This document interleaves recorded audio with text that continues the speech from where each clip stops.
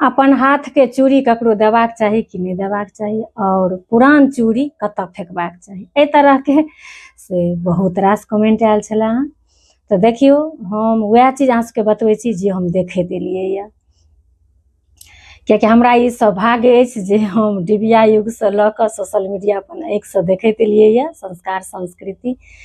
तऽ हम इएह देखैत एलियै यऽ जे हाँ अहाँ हलैसके दऽ सकै छियै, अगर केओ लैवाली छथि जे काज करै छथि या किनको एहन अड़ोस पड़ोस छथि तऽ अहाँ हलैसके दऽ सकै छियै। चूड़ी सिन्दूर बँटलासँ नव या पुरान तऽ भाग सुहाग बढ़ै छै। अपना सबके देखै छियै जे कतहुसँ अपना सब आबै छी धर्म कऽ कऽ तीर्थ कऽ कऽ तऽ चूड़ी जरूर आनै छी किनको लेल, ई बहुत नीक मानल गेलैए। तऽ चूड़ी दान केनाइ नव रहै पुरान रहै, कियाकि हम तऽ देखने छियै बचपनसँ, आब ने एतेक समय बदलि गेलैए जे पहिले जे लोक दुर्गा पूजामे चूड़ी पहिर लै छलखिन हँ तऽ फेर एक साल कतहु हाट बाजारमे भेटबो नहि करै छलैए। कहियो गामपर जे अबै छलै चूड़ीवला तऽ भीड़ लागि जाइ छलै, ताबत बीचमे जहन लोकके फूटै छलनि हँ तऽ ये अहाँ घरमे अछि 2टा चूड़ी, अहाँ घरमे अछि 4टा चूड़ी, तऽ लोक लऽ कऽ एक दोसरसँ स्नेह छलै एकटा ई जे लोक लऽ कऽ पहिर लै छलखिन। आब तऽ समय बदलि गेलै, लेकिन ओकर बावजूदो अगर केओ अहाँके बुझाइ छथि जे हाँ हमर लऽ सकै छथि अहाँ दऽ सकै छियै, एहिमे कोनो तरहके दिक्कत नहि छै।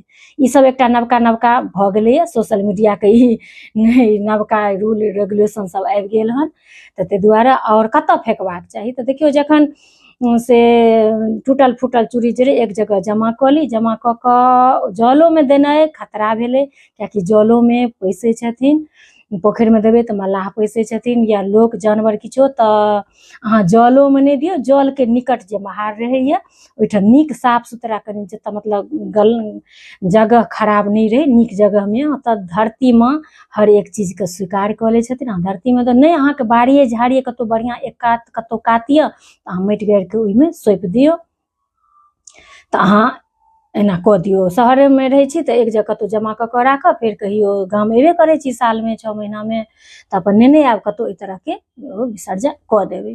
तऽ इएह छलै हँ। चलू सबके अहिना भाग सोहाग बनल रहै, अपना सब से बुढ़ारी तक सिन्दूर चूड़ी पहिरैत रही, सबके अखंड सौभाग्यके हम कामना करै छी, और अहूँ सब हमरा शुभकामना देब। एहिना हम भरल पुरल रही अहाँ सबक समक्ष, एहिना से हम अपन बात लऽ कऽ आबैत रही हँसी खुशी, और मिलै छी हम बहुत जल्दी दोसर वीडियोमे। ताबत तक लेल जय सिया राम, जय मिथिला धाम।